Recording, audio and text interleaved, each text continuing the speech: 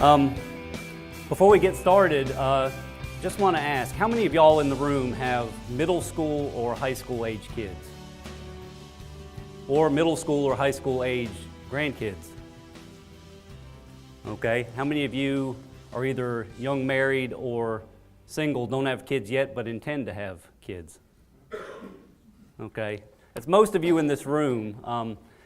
And what I want to share with you about today, I think, is of very grave importance. And I have two purposes here. The first, I want to shock the fool out of you. And the second is I want to encourage you. I don't just want to leave you in that first state here. As Bob mentioned, I wound up going from law school to seminary, and then after seminary, I wound up doing some international missions, leading church planting trips to Brazil and to India. But then after doing that for a while, God led me into the ministry that I'm in now, which is probably the most challenging mission field that there is, and that's the university. Because see, what I was doing before in sharing the gospel in Brazil and India, I was sharing with people who were embroiled in a false religion, and I was trying to show them the true religion of Christianity. But what do you do with a group of people that don't even believe in the truth, that don't even believe that you can know truth? I work with a ministry called Ratio Christi. It's Latin for reason of Christ, or the reasonableness of Christ, or the Christian faith. And basically what we do is we're a resource to Christians. We come alongside them and help them to see, you know what you believe in is not simply a blind faith, but there's evidence, there's scientific, historical, philosophical, logical evidence. As a matter of fact, there's more evidence to support the truth of Christianity than there is any other worldview. We help them to think about the tough objections that people have about Christianity, help them to think through that, to be able to have a cogent answer for that. And then for non-Christians, we invite them to our meetings as well, have several atheists, agnostics come, just simply because they know that they can talk about these things in a judgment-free zone, and that we all have the same goal. We all want to come to the truth, and we'll address a lot of those objections with them. Apologetics, if you're unfamiliar with the term, I was discussing with a guy earlier today, is a biblical term. It's not apologizing for being a Christian. If it was about apologizing, I would have my PhD being married for 22 years. I would be an expert in apologetics. But it's actually a strong word. It comes from 1 Peter 3:15, where Paul tells the Corinthian church, or where Peter says, to always be prepared to give a defense for the hope that is in you. That word defense is the Greek word apologia. And so basically, all it means is be able to share the gospel. So if you leave here learning anything today, know that you are all apologists. If you're a Christian, you're an apologist. The issue is whether or not you're a good one or a poor one. And sadly, many in the church are not able to give a defense for the reason of the hope that's in us. So, like Bob said, we're on about 170 college campuses around the country, several countries around the world. And these past few years, we've been getting a few clubs into some of the high schools in the area, trying to get into all of them. And so if you would, pray for us on that. But so why apologetics? Well, Barna has done a study, and up to 70% of youth who are raised in a Christian home wind up walking away from their faith during college. That means for every 10 of you here in this room, 7 of you with raising your kids in a Christian home, those kids will walk away from the faith and either become agnostics, atheists, or some other religious follower. Why? Because they've either gone off to college with their parents' borrowed faith, never having owned it for themselves, never having thought through what makes Christianity true, the tough questions about Christianity. But there's another problem too. Once you get to college, the idea of truth is often misdefined there. Truth, rather than becoming something that is, it becomes a preference. Truth is what I like. Interesting, Oxford Dictionary for the year 2016, their word of the year was post-truth, which I think is very revealing about our society today. How did we get here? Just really quick, because this can get really boring quick, but around the 18th century with the Enlightenment, there was an emphasis on reason, on man having this ability to reason and man's ability to figure things out. And the more man was convinced that he could figure things out, the less he needed God, the less he needed to rely on God. And so from the Enlightenment, you begin to see the Industrial Revolution, you begin to see advances in scientific equipment and technology. Evolution begins to surface during this time. And before you know it, man has extreme confidence in himself. There's almost nothing he can't do, and he doesn't need a supernatural being to be able to help him. He can pretty much do it all himself. Until the time of World War II, when the Holocaust and then one of man's most deadly creations, the atomic bomb, happened. And now man isn't so full of himself. Now we move from knowing all there is to know to questioning everything we know. And is there even truth? Can we even know truth? And that is called postmodernism, and that's where we live today. That's where our culture is today, this postmodern idea that we can't know the truth, and that truth is relative. What's true for me is not true for you, and what's true for you is not true for me. And this is the culture in our schools, this is a culture in our society. I was so thankful several months ago, and many of y'all were here when Lieutenant Governor Dan Forest came and spoke. And he spoke, among other things, about HB2. And one thing he said stuck with me is that the HB2 is not necessarily about who can use what bathroom. I think he used the term, it was the end of the spear, the point of the spear, and basically what the opponents were trying to accomplish is to redefine truth, to redefine what it means to be a man, to redefine what it means to be a woman. And this is the nature of postmodernism and a lot of the agenda that's today. And this is on our college campuses. I've got a short video here, and I debated whether or not to show this, but these 4 minutes are going to speak volumes more than what I could say. This is from the Washington Family Institute, I believe, and it also deals with the issue of gender identity with issues that they were having up in the state of Washington. Watch this that was taken on the campus of the University of Washington.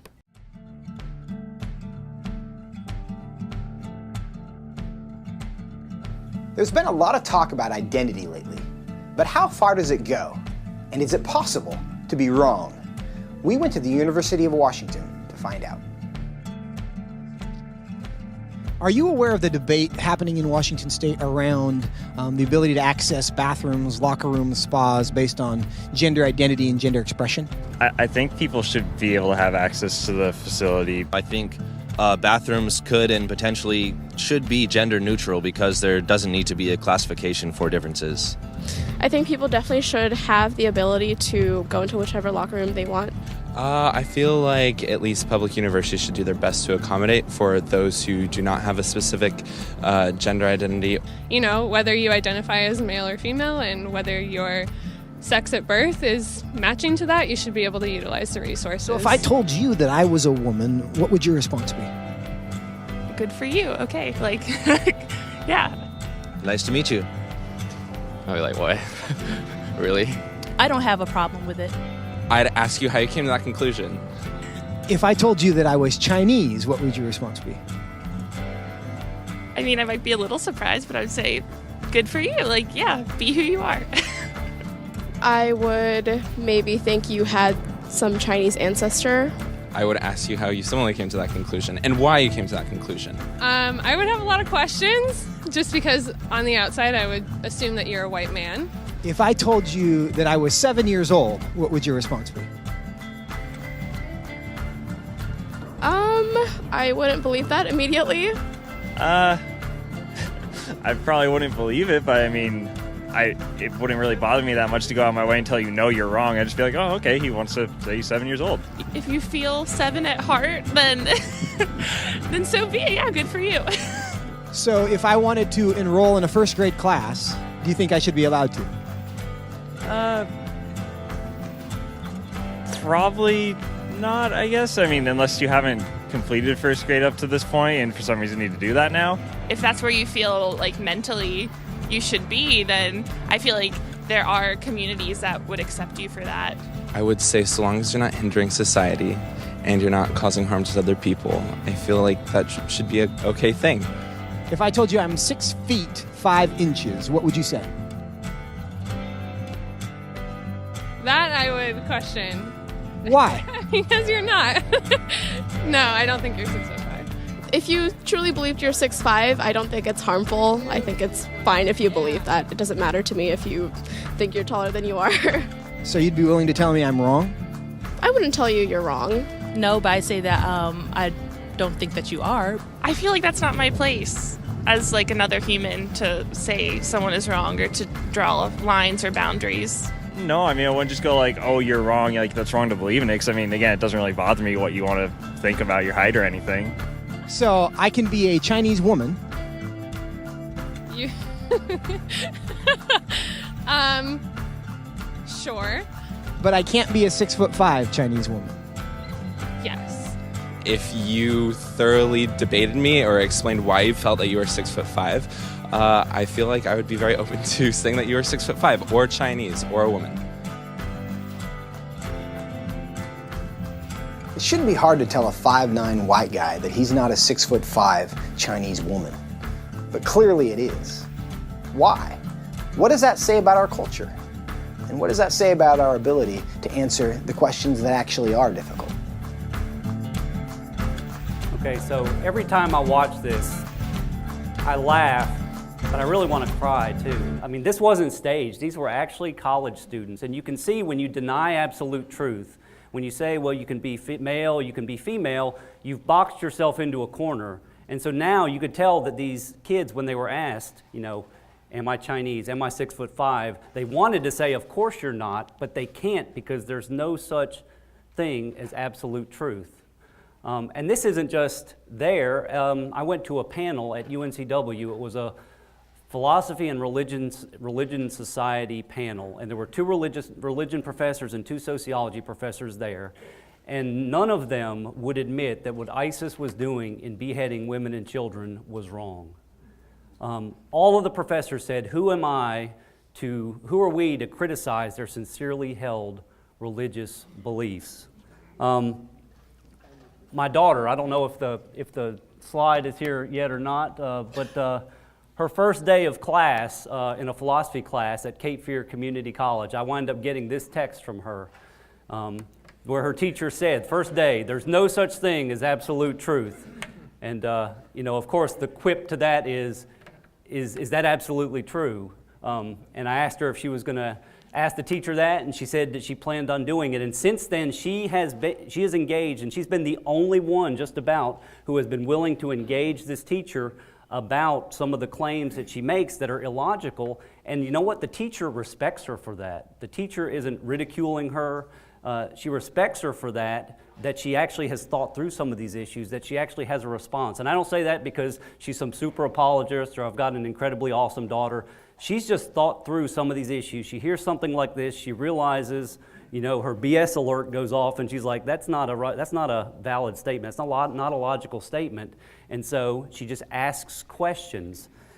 And that's at Cape Fear. At Hoggard, where we have one of our Ratio Christi clubs, I asked a group that was largely Christian, admittedly Christian, I said, is murder wrong at all times, in all places, for all people?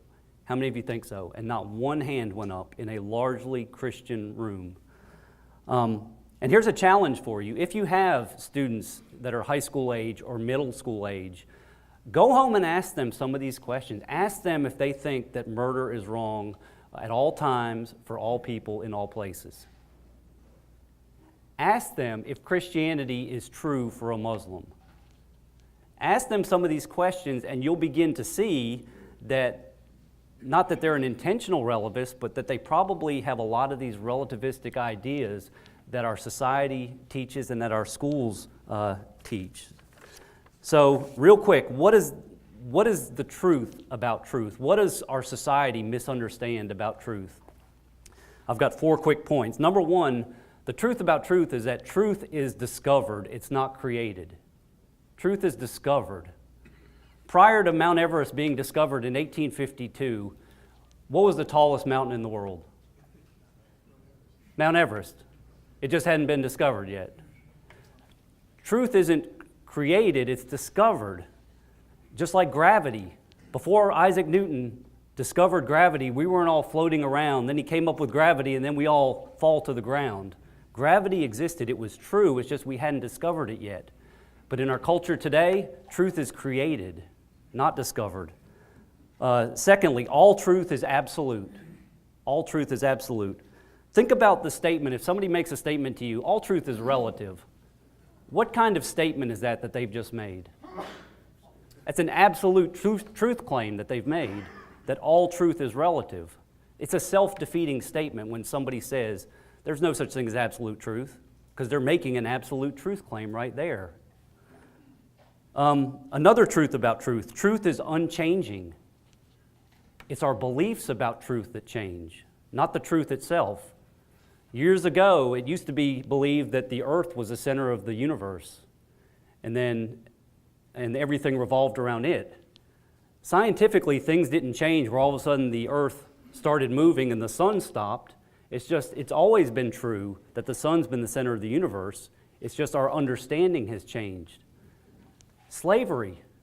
If you think of a moral issue, slavery. Moral relativists will say that our morals have evolved over time to where slavery was okay and now it's not okay. And I would argue the truth that slavery is wrong has always been the case. It's our understanding that has changed over time, not the truth itself. And then the last thing about truth that I wanted to share is belief cannot change truth. Truth comes first, then belief should follow. But for us nowadays, a lot of times, folks they think that believing something makes it true.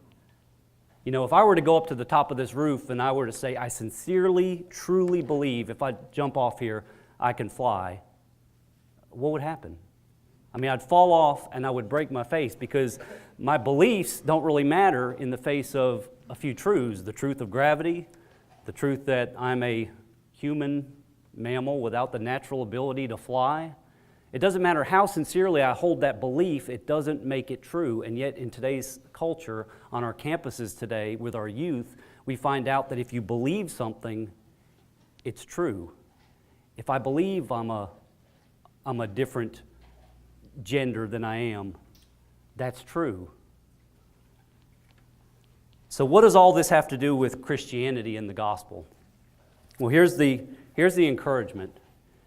Because if truth falls, if the difference to be able to tell between a male and a female falls, what hope do we have to be able to share with somebody the truth of the gospel? Because all they'll say is, well, that's just true for you. It's not true for me. So for those of you who are in the room who are Christians, think to yourself, why am I a Christian? You know, why am I a Christian? It's not because I grew up in a Christian home. It's not because I prefer Christianity over other religions. I'm a Christian because it's true. What do I mean by this? Well, the Apostle Paul gives us the most succinct definition of the gospel in 1 Corinthians 15, 3-4, when he tells the Corinthian church, "For I delivered to you as of first importance what I also received, that Christ died for our sins in accordance with the Scriptures, that he was buried, that he was raised on the third day in accordance with the Scriptures." Christianity is true. Jesus lived, he died, and he rose again. He lived. There was a real man named Jesus who walked on this earth who lived. Almost every biblical scholar will admit this, even the most liberal, atheistic biblical scholars. And you may think atheistic biblical scholars, they do exist because they're just focusing on the historicity of the text. They don't believe in God, they're just evaluating the text. Even the most liberal scholars will say, Jesus lived. Bart Ehrman, who's an agnostic religion professor up at UNC, even wrote a book, Did Jesus exist? And his conclusion is, yes, obviously he existed, and if you don't believe that, you're ignorant. Jesus died. There are numerous historians, numerous non-Christian historians who lived within 150 years of Jesus' life who wrote down Jesus lived and Jesus died by crucifixion. and then that Jesus rose again. This is the linchpin of Christianity. Paul says in 1 Corinthians 15 that if Jesus didn't rise from the dead, that those of us who are Christians in this room, we are of all people most to be pitied, and we're still in our sins. So the resurrection is the key to Christianity. And so did Jesus really rise from the dead? Gary Habermas, who some of you may have heard of, he's a professor up at Liberty University, and he is considered the expert on the resurrection. He's read just about every scholarly article on the resurrection, from the most conservative to the most liberal, atheistic, biblical scholar. And he says, as he's read all those, he's come up with 5 minimal facts that they almost all can agree on. And these facts are, the first one, that Jesus died by crucifixion. The second one, that the disciples believed that Jesus rose and appeared to them. Not that he did. He's not claiming that he did, that the disciples claimed that he rose and appeared to all of them, which, by the way, all those disciples wound up dying a martyr's death for that belief. The third minimal fact about the resurrection is that the Christian-killing Saul suddenly changed and became Paul and became the greatest missionary in the world. The fourth minimal fact is that the skeptic James, the half-brother of Jesus, suddenly changed and became the leader of the church in Jerusalem. And then the last minimal fact is that the tomb was empty. Almost all biblical scholars, liberal to conservative, will grant you those. And so the evidence points to the fact that Jesus rose from the dead. So what's the reality? What's true? There was a man named Jesus who lived, who died, and he rose again. So what does that mean for us? What does that mean for anyone, really? There's a Yale historian, Yaroslav Pelikan, who made this quote: "If Christ is raised from the dead, nothing else matters. If he is not raised from the dead, nothing else matters." Think about that. For the Christian, for those of you in the room that are believers, Christianity is true. It's not just something that you choose to believe in. Hang on to the fact that Christianity is true, that it can be supported by evidence, reason, logic. It's not just a blind faith that we just believe in spite of the facts. It's where all the facts point that Christianity is true, and that we don't need to hide from that fact. We need to actually become better apologists, better defenders. When somebody asks us a question about Christianity, we need to be able to give them an answer, or at least say we've thought about that and give a response. But if you're here in the room and you're not a Christian today, if Jesus rose from the dead, does that change anything? If Jesus really died and then he rose again, walked the earth, and ascended back into heaven one day to come again, does that change anything? I would argue that that changes everything. And so this battle for truth, it has consequences that are more than just who can use what bathroom. This battle for truth is about what is real, what really exists. And for the Christian, the evidence is overwhelming that Jesus really did live and die and rose again. And if that's the case, I mean, that's a game changer. That's a game changer for all of us.